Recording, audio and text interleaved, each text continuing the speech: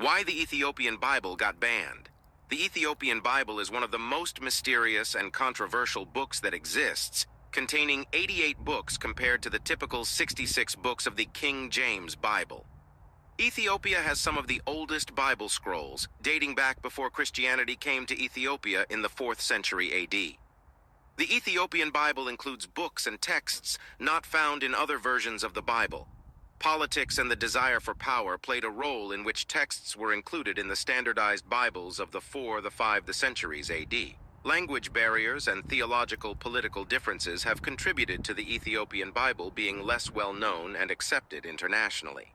The Ethiopian Bible sheds light on how the Bible has changed over time and excluded different texts. The Ethiopian Bible was never banned. You know, wordplay is a son of a bitch. It's a son of a bitch, the wordplay. So the Ethiopian Bible has never been banned. That is the wrong terminology to use in concern to the Ethiopian Bible compared to what most Western Bibles have. There are two different ways that this could have been expressed that would have been more accurate. And that is why the Ethiopian Bible never changed, or why the Ethiopian Bible didn't spread outside of Ethiopia. Those would have been better ways to express that. So let me explain those aspects of it. First, by giving you a little bit of the history of how Christianity came to Ethiopia. Christianity came to Ethiopia not based on the book of Acts. No. Christianity came to Ethiopia based on a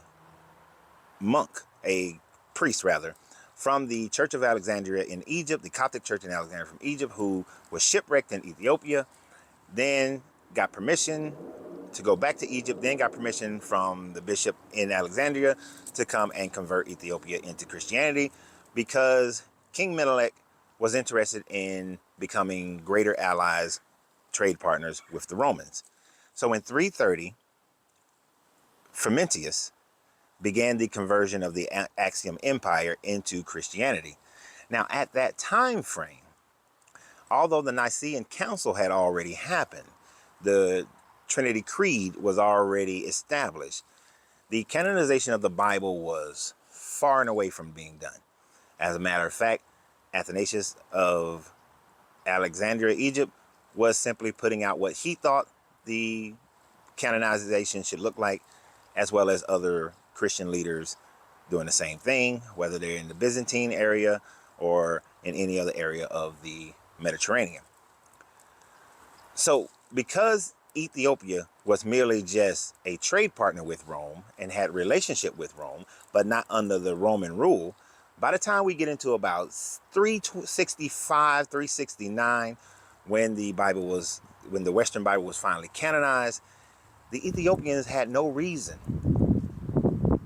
to follow suit with what the Romans did, because they were not conquered by the Romans. So therefore, when they when they canonized their Bible and they have the book of Jasher, the books of Enoch, and all these other books, which comprises their 88 books that are different from the 66, I believe, that the Western Bible wound up having, they weren't under any pressure of oppression to canonize their Bible the same way that the rest of the Mediterranean canonized their Bible.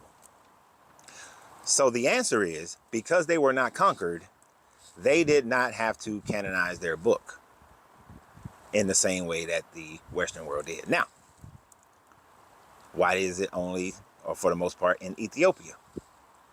It is because Ethiopia, when Axiom became Ethiopia after, they fought off the Arabs, they fought off the Romans, they fought off the Italians, they fought off all these other powers during colonialization.